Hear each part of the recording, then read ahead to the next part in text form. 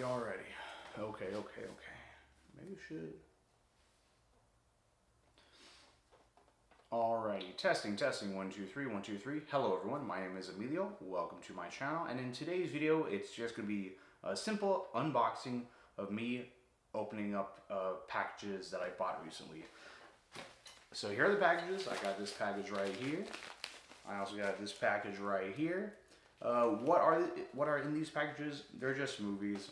I'm a guy who loves watching movies. I like buying movies. I prefer physical media as opposed to streaming. I have nothing against streaming. It's a little bit inconvenient sometimes. I'd rather just buy a movie that I like very much and watch it on DVD, Blu-ray, 4K, as opposed to just watching it on streaming. You know, I like watching movies casually on streaming, but when it comes to movies I generally do love or movies that I want to take a risk on, I prefer getting them when it comes to physical media. That's what this video is. It's simply me just unboxing stuff I bought this week. So here we go. Let's begin. Let's start off with this package right here. What is in this package? I already know what's in this package. I don't think you know what is in this package. Let's go ahead and open it up. So here's my first unboxing. This is Falling Down, starring Michael Douglas, and it also has Robert Duvall, who just passed away. So rest in peace, Robert Duvall. Falling Down. It's basically like a movie about, I guess, a character mentally falling down, and it's kind of like the Joker of the 90s, I guess. So never seen this before. Decided to buy it on Blu-ray because I got a really good deal for it. So there you go. Let's go ahead and open this box now. I'm like Brad Pitt, you know what's in the box? What is in the box? Okay, so here is where we got some movies, I'm pretty sure I've seen most of these, some of them I haven't seen. Let's start with this one. Right now it's kind of Oscar season, and I realized that I haven't bought the movie Sinners on 4K yet. So here I got my copy of Sinners. I saw this movie and loved it when it came out in the movie theater a year ago. It's hard to believe this movie came out a year ago in movie theaters. It's a movie that people are still talking about. I mean, yeah, people are still talking about it because it's the Oscar award season, but the fact that it's a movie that came out a year ago, but we're still talking about it like if it came out last weekend, it's pretty phenomenal. And that's a vampire movie, and I thought might as well make it a double feature and get Nosferatu, a very underrated movie. It's a movie that made big buzz when it came out during Christmas of 2024, but hasn't really been talked about ever since, but it is a really great movie. I really did like this film. I wasn't really a fan of, this is the first movie that made me think, oh wow, Lily Rose Depp, Johnny Depp's daughter, is actually a really great actor. It's like the first time I've ever seen her in anything really. I've never seen any of her movies or the TV show that she starred in that everyone hated, but she was great in this. I'm looking forward to seeing her and the director Robert Eggers and their next movie that they're going to make together. So yeah, that's cool. Nosferatu. And with that and with Sinners, that makes a great vampire double feature. And this I got, it was on special. It's a movie that I've been meaning to pick up for a while.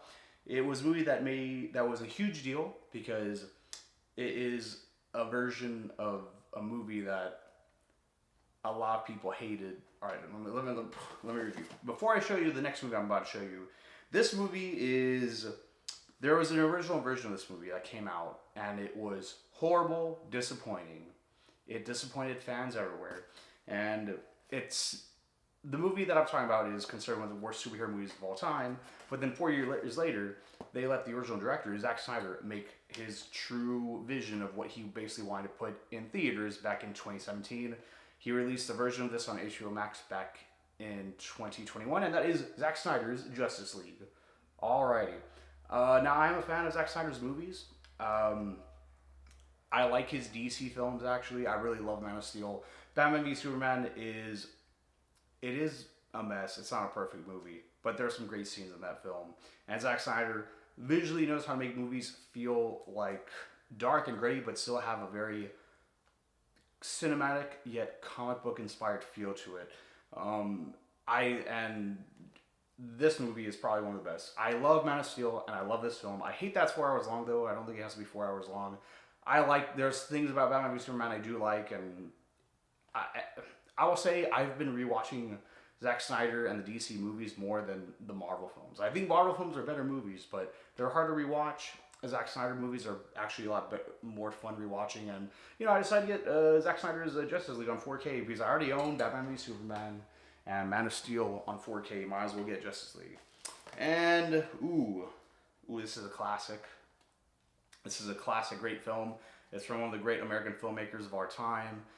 He just released a movie a few months ago that is right now it may or may not win the Oscars. Some people hate it, some people love it, some people think it's the movie of the decade, some people think it's overrated. But the guy who made a movie recently, it's Paul Thomas Anderson, and he directed One Battle After Another. Now this movie I have here is not One Battle After Another, but it is Boogie Nights. One of the great American movies made in the 90s. I think Paul Thomas Anderson was in his early 20s when he made this movie. And I remember also watching this movie, I think when I was 12 years old, when IFC used to show just art house independent movies from foreign to American films to, weird cult classics. I remember IFC, they just showed weird movies, and Boogie Nights was one of those weird movies they've shown. But over time, I think Boogie Nights has fully gone on to be considered one of the greatest American movies ever made. Definitely one of the greatest movies of the 90s. And I decided to get the 4K. I wish I got the steelbook case, but that damn steelbook was sold out, so I'm just gonna have to settle with this 4K. But I like that it has a slipcover, so that's pretty cool. Boogie Nights, great movie. It's basically about a specific adult industry that I won't say what they do. If you're a fan of the movie, you know what they do, but I'm just not gonna say it because I feel like YouTube will restrict you when you say certain things. But yeah, it's about a specific entertainment industry in the 70s. Boogie Nights, great movie. And Amadeus. I've never seen Amadeus. I know it's about a music conductor, and it's a period drama, and it is directed by... Who is it directed by? Okay, I don't even know who the director of this movie is, but I've never seen this movie before. Apparently it's one of the greatest movies ever. I decided to buy the 4K, and yeah. Hopefully it's a great watch. Anyways, the next movie that I'm going to show you is another movie directed by Paul Thomas Anderson, and that is Magnolia. I don't have no 4K of this movie, just a standard Blu-ray. As of right now, there hasn't even been a release of the 4K.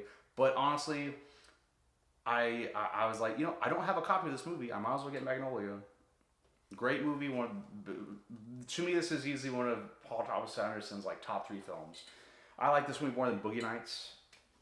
I like the movie more than One Battle After Another. There Will Be Blood? I don't know. That's debatable. That's fine. Okay, I have one more movie to show you. This is directed by Christopher Nolan. This is the movie that won him the Academy Award, and that is Oppenheimer.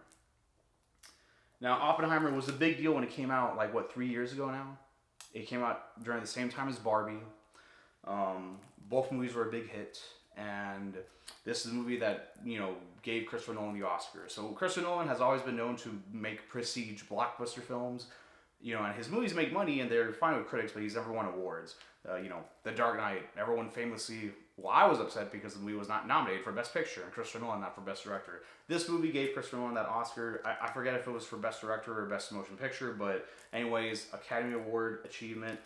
There is some debate and controversy about this movie. I feel like there's controversy about movies all the time now on was it appropriate, was this a good movie, was it a bad movie. Christopher Nolan was adapting the book, and I think Christopher Nolan made a really great movie. When it comes to the 2020s and when it comes to blockbuster filmmaking, we are being oversaturated with movies that just don't feel like movies anymore. Especially when we just get more forgettable, unimaginative, spectacle blockbusters. I think when this movie came out, this was right when Marvel was basically going downhill with movies like Ant-Man, Quantumania, the Thor movie, Thor 4, that just, Marvel used to make quality movies, and that's all we got, but those movies sucked, very disappointing. I think audiences want better movies. We want dramas. And the fact that this movie, which is basically a period drama, came out in July, and it was a big hit, is phenomenal. And I remember thinking, when this movie comes out, I hope this movie is, it reminds me of movies that would come out in the 90s. In the 90s, they released movies that were big blockbusters, but they weren't action movies, they were dramas. I'm thinking about movies like Shawshank Redemption, Forrest Gump. Now, I know those two movies are really different from a movie like Oppenheimer, but Oppenheimer reminded me of movies like that. This is a big, expensive costume epic, It's a World War II movie. It's a drama, but it's directed by Christopher Nolan, who mostly makes action spectral blockbuster films. And he took a drama and made it feel kind of like a spectacle, in a very cool way, you know. So, yeah. Anyways, those are all the movies I have today. I don't know. I finally got these movies in the mail, and I was about to open them, but I thought, hey, why not make a dumb little YouTube video? Okay, technical difficulties.